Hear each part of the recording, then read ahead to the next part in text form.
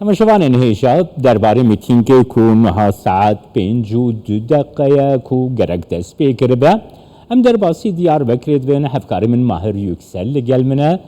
Silav bote Mahir, bizanibin Mahir ka gelo mîtingê dest pê kiriye niha rewş li qada stasyonê ya li Diyarbekirê çawaye girêdayî mîtînga ku HDP li dar dixe.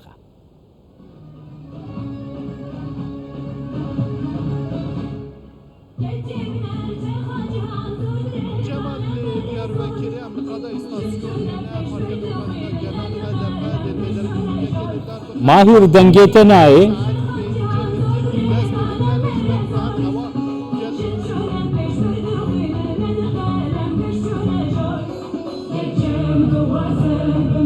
تماشاوانên hêja mîtîng li Diyarbekirê îro dest pê dike demjimêr 5 destnîşan kiribû ku mîtîng dest pê dike bi navnîşana çareserî emin na ji şer û dagîrkeriyê re.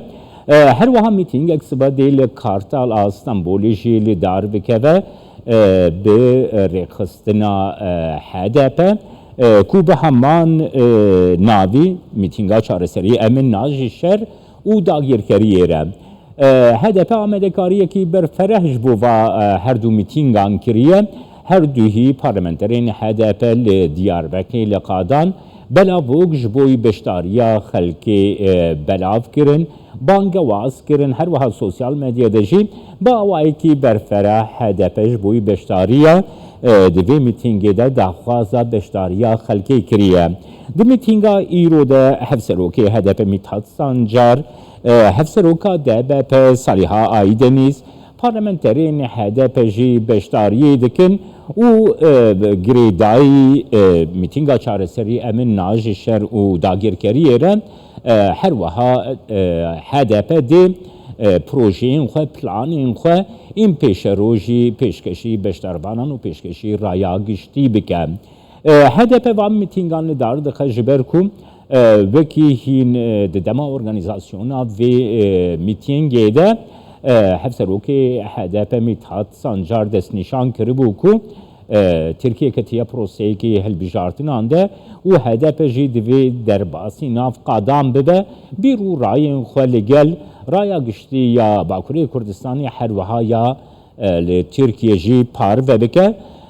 Her wiha destnîşan kiribû ku HDP di proseya hilbijartinên li Tirkiyeyê de ger her şeş partiyên ku hevpeymaniya millet pêkanîne kandîdekî derbixin ku HDP jî wî kandîdê bipejirîne, HDP dikarî piştgiriya wî kandîdî bike, lê ger HDP wî kandîdî nepejirîne, HDP dê bi serê xwe weke partî kandîd ji bo serokkomariyê destnîşan bike.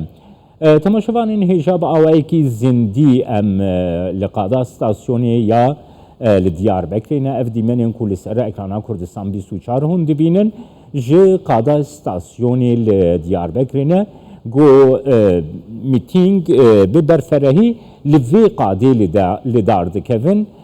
Siba jî li Kartal a Stenbolê HDP mîtingê li dar dixe bi heman navî çareserî emin na ji şer û dagîrkeriyê re.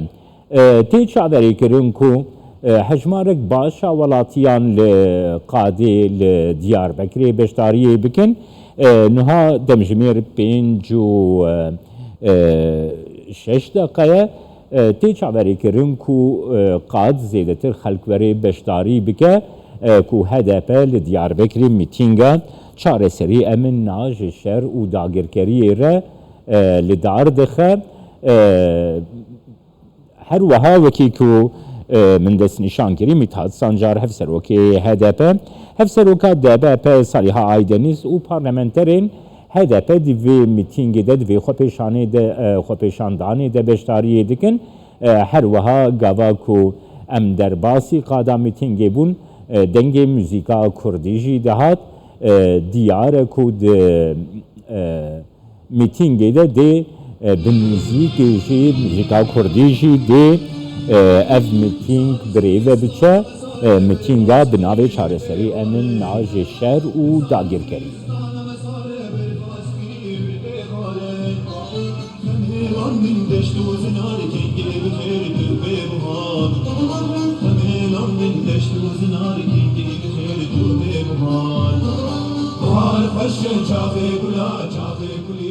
تەماشەوانên hêja gava ku pirsgirêka dengî pêk hat bêguman em dê carekê dî vegerin qada stasyonê ya Diyarbekirê.